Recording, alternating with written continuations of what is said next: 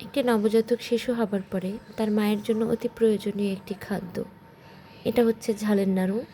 আমাদের গ্রামাঞ্চলে এই ঝালের নাড়ুটা নবজাতকের মায়ের জন্য তৈরি করা হয় এবং এতে অনেক উপকারিতা আছে। এই সব কিছুই আপনাদের সাথে শেয়ার করব এবং কিভাবে তৈরি করলাম সেটাও আপনাদের কাছে শেয়ার করব।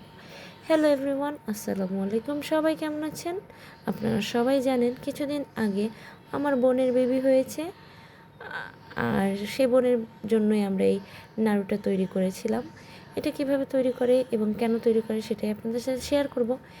এটা হচ্ছে চাল আগে ভেজে পাটায় পিষে তার সাথে অনেক কিছু যেমন উপকারী জিনিস আছে না, যেগুলো শরীর ব্যথা অথবা বুকের দুধের বৃদ্ধি করে, তারপরে অনেক অনেক আর কি উপকারিতা আছে, যেমন গোলমরিচ, তারপরে দেশি রসুন, তারপরে ভাজা শুকনা মরিচ এবং গোলমরিচ, কালো জিরা, এগুলো সব একসাথে ভেজে তারপরে পাটায় পিষে চালের গুঁড়োর সাথে মিক্স করা হয় এবং এগুলো মিক্স করার পরে আপনারা দেখতে পাচ্ছেন ভিডিওতে যে শুকনো মরিচ, গোলমরিচ খুব ভালো করে একদম পাটায় পিষে গুঁড়ো করে নেওয়া হয় এবং কালো জিরাটা হালকা ভাজা দিয়ে তারপরে কী করা হবে, এটা ওই চালের সাথেই গুঁড়ো করে নেওয়া হবে।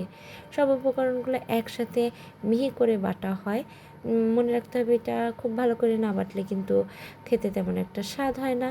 এই জিনিসটা আসলে এরকম বাটার পরে একদম গুড়ের শিরা তৈরি করা হয়, গুড় দিয়ে শিরা তৈরি করা হয় এবং সেই শিরার মধ্যে সব উপকরণগুলো একসাথে দিয়ে দেওয়া হবে। তবে খেয়াল রাখতে হবে শিরাটা ভালো করে তৈরি হয়েছে কি না। শিরাটা যত বেশি ভালোভাবে প্রস্তুত হবে, নাড়ুগুলো সে ততটাই ভালো হবে। এরপরে ওই শিরার মধ্যে সব উপকরণগুলো একে একে ছেড়ে দেওয়া হলো এবং অনবরত নাড়া হলো। এই তো নেড়ে চেড়ে এবার আমরা এটাকে নামিয়ে নেব এবং খুব ভালো করে সব কিছু মিক্স করে নেব। গরম গরম হাতের সাহায্যে এই জিনিসগুলো দিয়ে এবার আমরা নাড়ু তৈরি করব। এই তো দেখতেই পাচ্ছেন আপনারা আমাদের নাড়ু তৈরির প্রসেসটা। নাড়ুটা কিন্তু খুব সুন্দর করে ঝটপট করে সবাই মিলে তৈরি করে ফেলেছি, যেহেতু অনেকগুলো নাড়ু। আর এই নাড়ুটা আমি খেয়ে টেস্ট করছিলাম, নাড়ুটা এত অসাধারণ হয়েছে। আপনাদের অঞ্চলে এটা তৈরি করে কি না আদৌ, বা করলে এটাকে কী নামে বলে অবশ্যই জানাবেন। ধন্যবাদ সবাইকে, সবাই ভালো থাকবেন, সুস্থ থাকবেন। আল্লাহ হাফেজ।